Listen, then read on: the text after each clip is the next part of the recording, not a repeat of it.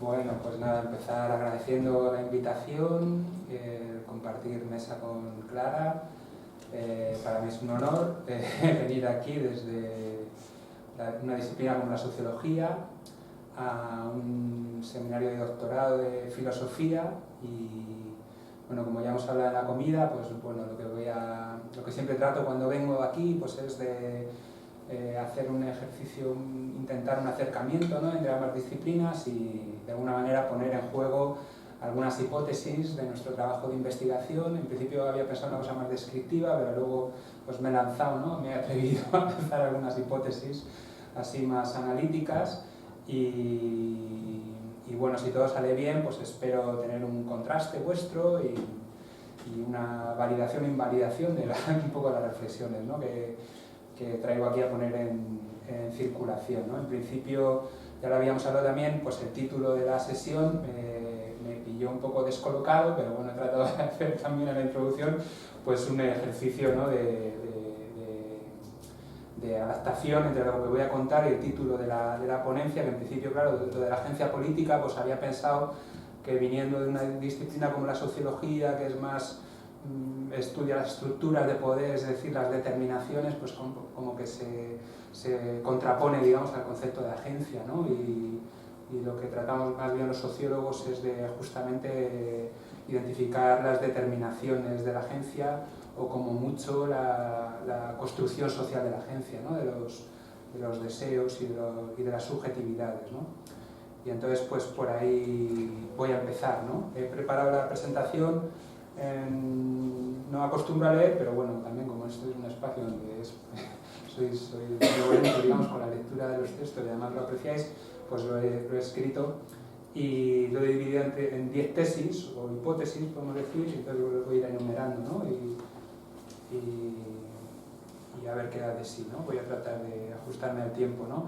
La primera tesis justamente tiene que ver con esto: agencia política y determinación social, el trabajo en el centro, ¿no? El trabajo como categoría central en las sociedades modernas, ambivalente, ¿no?, que articula precisamente la agencia y la determinación, ¿no? Como el fetichismo de la mercancía convierte la necesidad en preferencia y a partir de ahí cómo se articulan estas dos lógicas del carácter y del destino, sobre las que va a girar mi intervención y que creo que tiene algo que ver con lo que has puesto, Clara, ¿no?, también. La segunda tesis es justamente el problema de la subjetividad, ¿no?, el trabajo de subjetividad en el capitalismo postindustrial, ¿no? Un poco la primera reflexión que pongo encima de la mesa es esta cuestión del trabajo y la subjetividad o los procesos de subjetivación, ¿no?, en el capitalismo postindustrial y en el universo normativo neoliberal. Bueno, una tesis central de este seminario expuesta en las sesiones de introducción, que las he escuchado porque están grabadas, expuesta por Pablo, es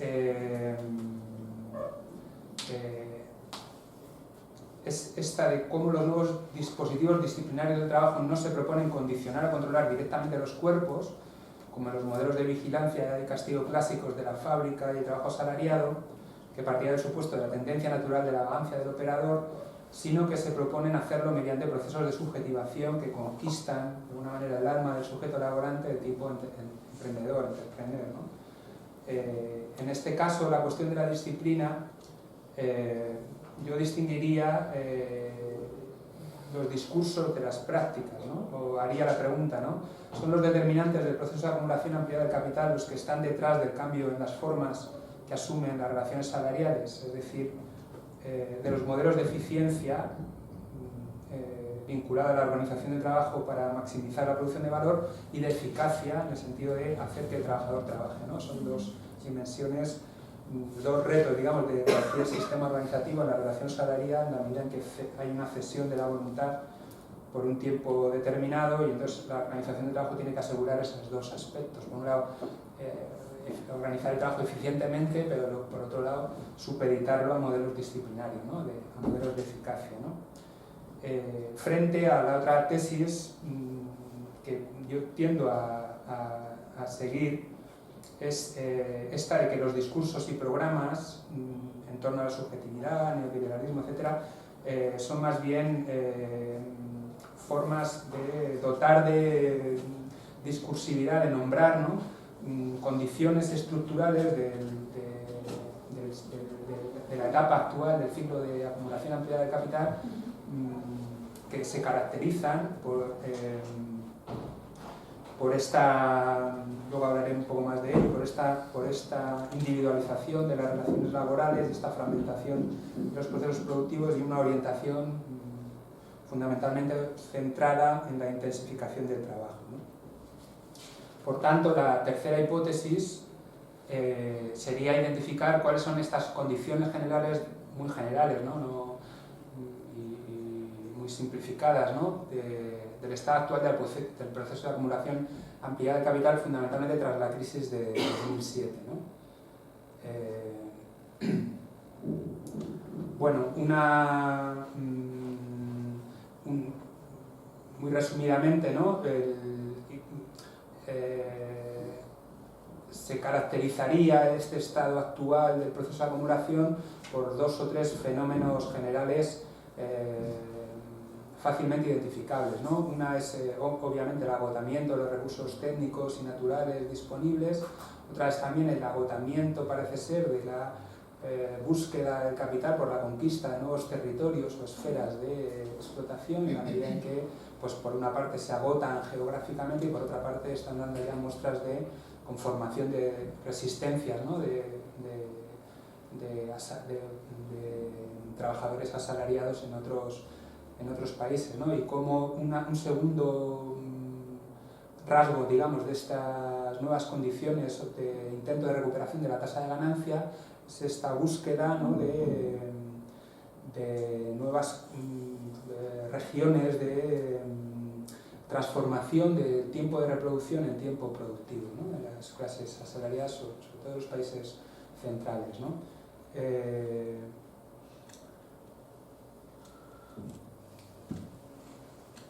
Una cuarta tesis vinculada con esta última transformación sería esta de la tesis de la lucha por el tiempo entre dos tipos de sujetos, ¿no? En la medida en que el capital encontraría en esta liberación de cápsulas temporales, ¿no? En las clases productivas nuevos espacios, digamos, de incrementar o de encontrar fuentes de trabajo productivo que produce plusvalor, ¿no? Emergería paralelamente una nueva clase subalterna, que podemos llamar el trabajador delivery, ¿no? Que justamente trabajaría, yo no sé si es la definición exacta, llamarle trabajo a lo que hace la actividad delivery, ¿no? Porque en principio el trabajo productivo es el que transfiere, digamos que es una actividad que transfiere tiempo de trabajo a quien consume, digamos, ese tiempo, pero que entrarían en esta suerte de lucha por el tiempo. Ya hemos hablado en la comida, este autor, Paul Apostolidis, ha escrito un libro que se llama The Fight for Time, Migrant Day Laborers and the Political Precarity, ¿no? Y que, bueno, nos viene muy bien porque, digamos, ya ha acuñado, digamos, esta tesis de la lucha por el tiempo, ¿no? Como a través de la actividad logística, de reparto y de otros tipos de actividades que también parecen compartir esa naturaleza de, digamos, servir o producir tiempo, ¿no? Hablamos de los cuidados, hablamos de las Kellys, hablamos de los repartidores y de otro conjunto de actividades cuya naturaleza esencial, en la medida que es un trabajo muy descualificado, sería una condición de espera o de disposición, de atención, ¿no? A ser llamados para activarse puntualmente para liberar tiempo en cualquier momento y lugar, ¿no? Coincidiría con esa naturaleza altamente descualificada del trabajo que conlleva la ausencia total de capacidad de negociación, o sea, la plena disponibilidad, ¿no? Una quinta tesis estaría vinculada, o sea, cómo emergen estas dos, con la explicación de cómo emergen estos dos tipos de colectivos, ¿no? Que tendría que ver, como hemos hablado antes, con las transformaciones de los modelos productivos y la desregulación de las relaciones salariales, ¿no? Por una parte, la fragmentación de los procesos, la externalización de actividades, ha dado lugar a esto que algunos autores han llamado los servicios avanzados a la producción y los servicios atrasados, y por otra parte la flexibilización del mercado de trabajo pues ha dado lugar a una nueva creative class, esta que aprovecha este derecho a la diferencia que permite la desregulación de las jornadas de trabajo y de la exclusividad en la relación laboral, o sea que puede, digamos, aprovechar la potencia productiva de su capital cultural, cualificacional y social para liberar, digamos, tiempo de ocio y emplearlo en tareas productivas, ¿no? Y junto a esta nueva clase, que Florida llama esta Creative Class, pues una clase, digamos, de perdedores o clase subalterna, ¿no? Que está sujeta, digamos, a los mismos procesos de flexibilización, pero en la que a la medida que no tiene capacidad de negociación, pues se somete a esto que podemos llamar la libertad negativa, ¿no? De autoexplotación, intensificación, disponibilidad, etcétera, ¿no? Por supuesto que estos ganadores serían los menos, y esta clase que Kai Standing ha llamado precariado y tal, pues sería la mayoritaria, ¿no? Y bueno, y aparecería este tercer colectivo, que yo no sé si podríamos establecer analogías con el lumper proletariado que habló Clara, ¿no? Que es que desaparecería de la foto de alguna manera y que se encargaría, digamos, de realizar estas actividades que yo me resisto todavía a llamarles trabajo. Bueno, que hay que reflexionar un poco en cómo denominamos las características de esa actividad, ¿no? Una sexta hipótesis es que emergen dos tipos de subjetividades ligadas a esos dos colectivos, ¿no?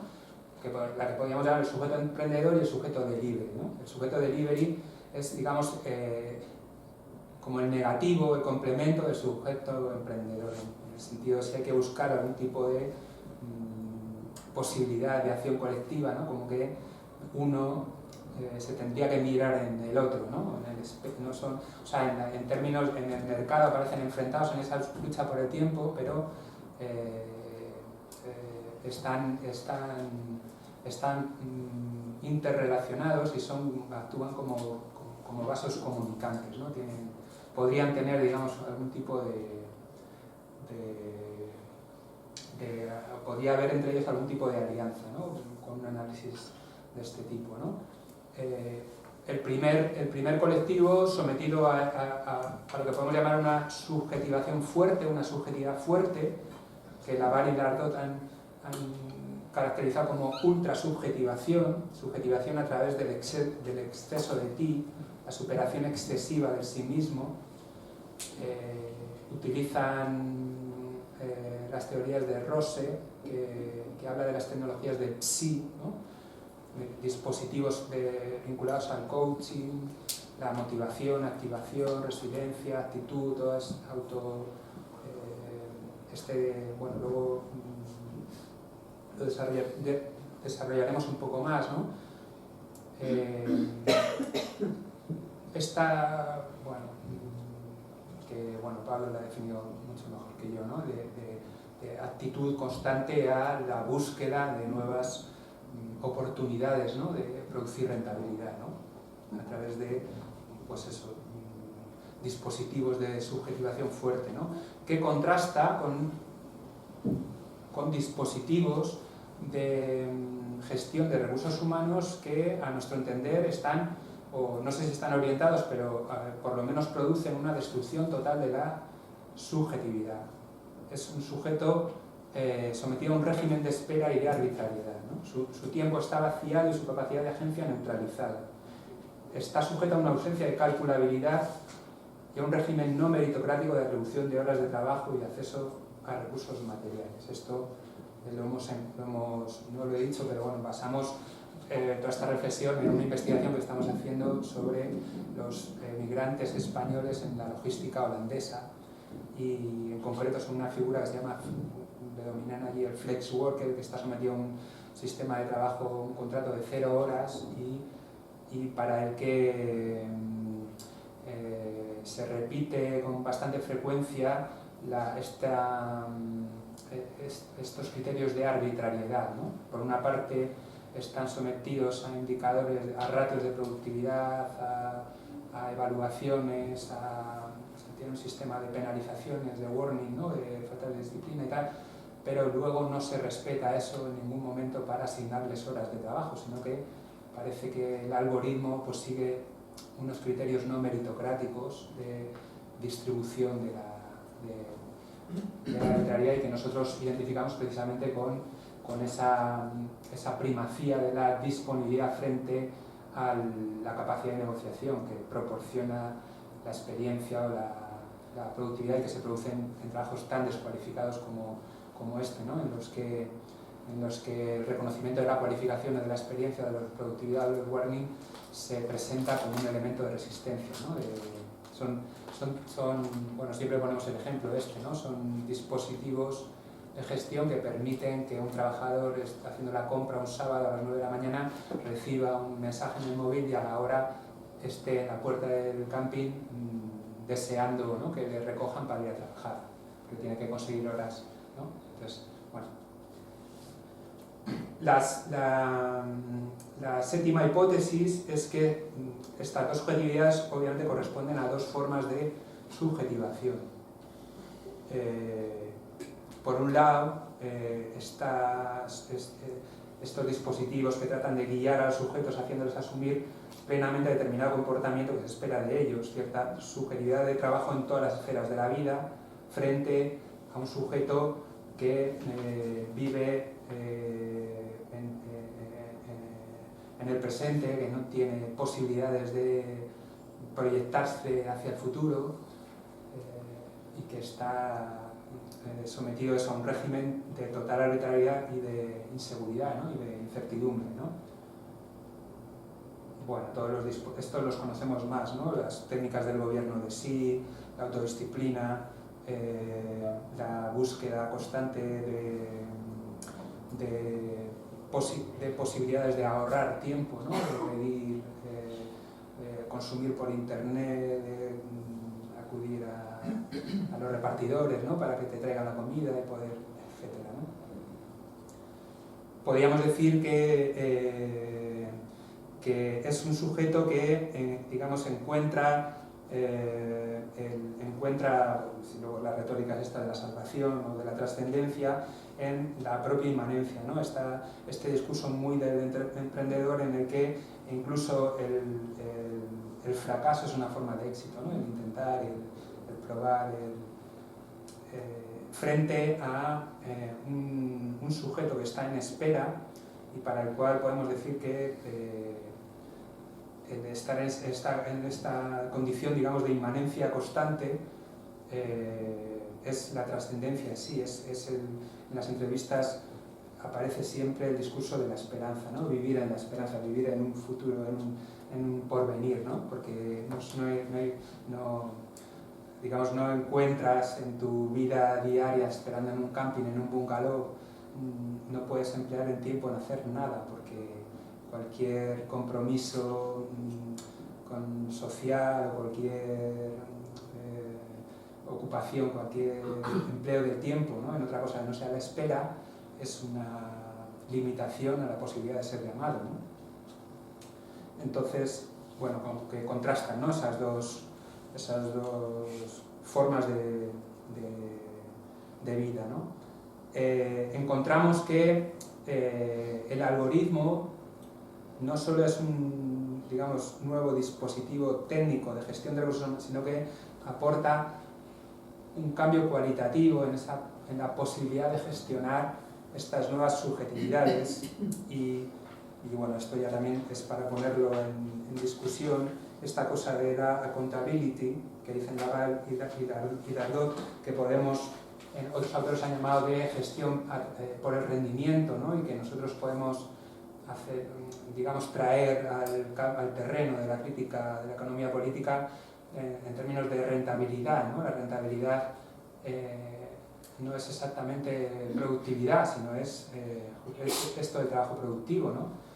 Que incorpora la contradicción, una de las contradicciones que articulan las relaciones salariales entre, hemos hablado antes, cualificación y resistencia, ¿no? O trabajo y valor de la fuerza de trabajo, ¿no? Como históricamente el capitalismo ha tenido que librar con esa contradicción, ¿no? Entre valorar por una parte, por ejemplo, la cualificación, y que la cualificación es un elemento de articulación, de resistencia, de negociación, ¿no? Como el algoritmo permite, digamos, gestionar a partir del rendimiento, ¿no? El algoritmo no selecciona en función de la potencia de productividad de un sujeto a través de su cualificación o su experiencia, como hacían los sistemas de selección clásicos, sino que opera sobre la memoria de rentabilidad, replica éxito del pasado, ¿no? En ese sentido, el algoritmo puede operar con criterios de arbitrariedad aparente, o sea, una calculada, y jugamos mucho con los oxímoron también, ¿no? Porque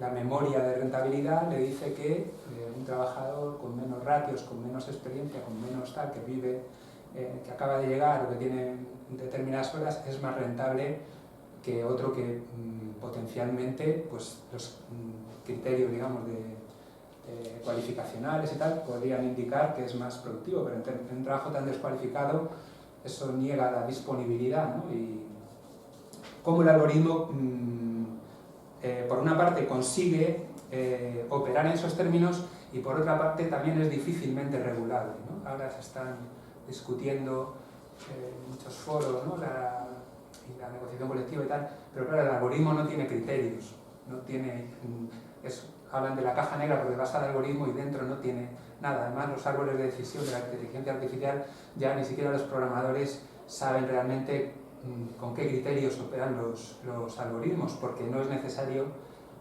operar con criterios, opera con memoria rentabilidad, ¿no? Y eso da legitimidad porque pues esta nueva retórica del rendimiento, que realmente lo exitoso es aquello que produce beneficios, ¿no? Más allá de los criterios tradicionales de gestión de recursos humanos, ¿no? Bueno, releyendo un poco las ideas de Labarre y Dardot, esta reflexión que hacen en torno a la emergencia del ordoliberalismo y un poco los planteamientos de Hayek, ¿no? Que habla de que hay que distinguir un tercer tipo de acción en la conformación del orden social, que él identifica con esta acción humana no querida, con efectos no deseados, que habla de una especie de orden espontáneo, ¿no? Y que podría ser que justamente los algoritmos fueran los dispositivos que permitieran, digamos, operar esa dimensión, ¿no? Esa dimensión neoliberal, ¿no? de la organización social, ¿no?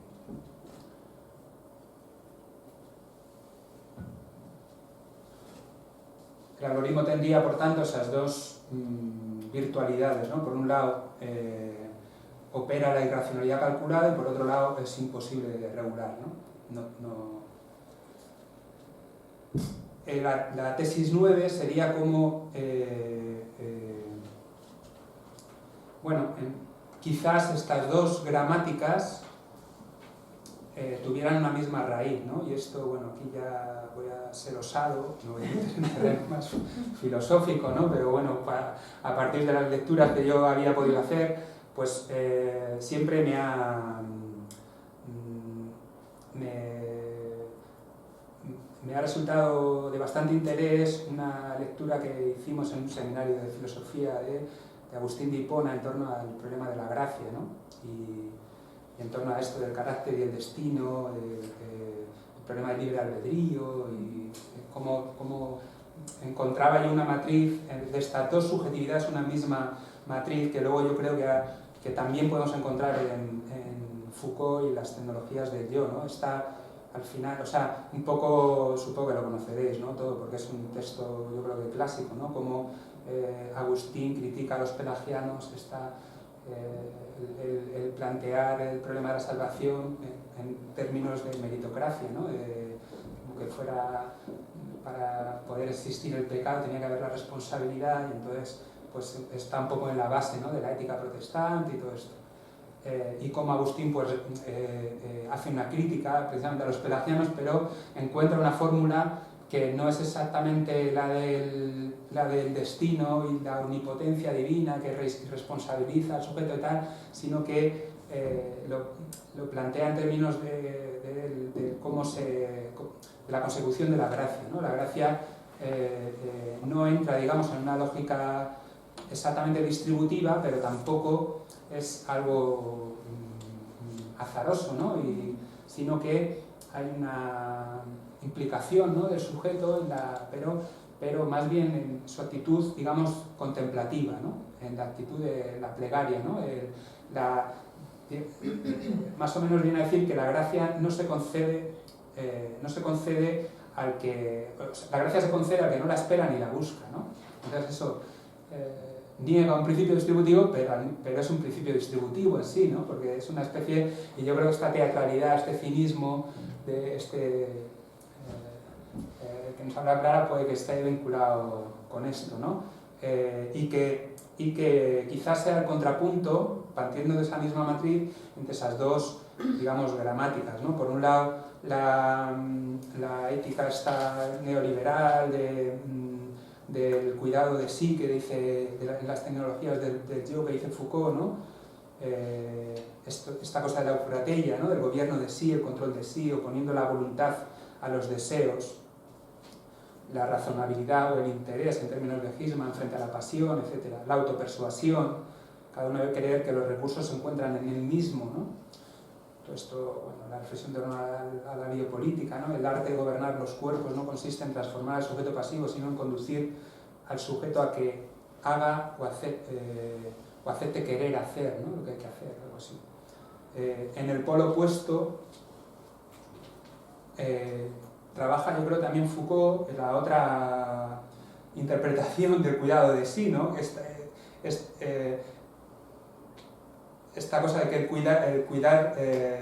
cuidarnos de sí es una inmoralidad y una forma de escapar al mandato de conocerse a sí mismo, ¿no? Es la manera, paradójicamente, de renunciar a sí mismo, ¿no? Más bien lo que se deriva del cuidado de sí es dejarse guiar, el paroxismo, como si fuera el paroxismo del cuidado de sí. O sea, la máxima expresión del cuidado de sí sería someter la voluntad al destino, ¿no? El control de... anular voluntariamente la voluntad, ¿no? La cosa esta de la contemplación y la plegaria, dice Foucault, la obediencia aquí no es no obedecer lo que haya dicho el maestro, sino no hacer nada que no haya dicho, ¿no?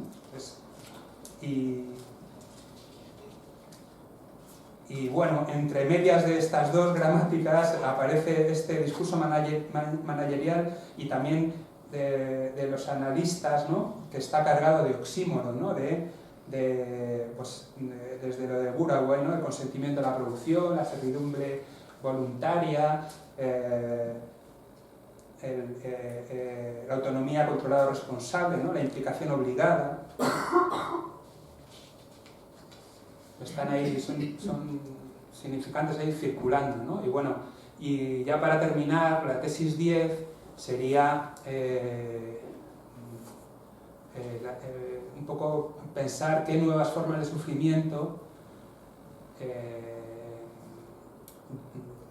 qué nuevas formas de resistencia también de los cuerpos, o sea, tanto formas de sufrimiento como formas de resistencia de los cuerpos, podríamos encontrar en esta otra forma de subjetividad que aparece como espejo del sujeto neoliberal emprendedor, ¿no? Frente a los efectos de la culpabilización y la psicologización, lo que Golellac llamaba la ilusión narcisista, y esta cosa que nosotros en aquel texto sobre la subjetividad precaria habíamos hablado de tendencias melancólicas, ¿no?, de la pérdida, etc. Lo que nos hemos encontrado en las entrevistas ha sido más bien cierta huida de la realidad, continuos intentos por construir relatos de calculabilidad, casi una reivindicación de la cara A, ¿no?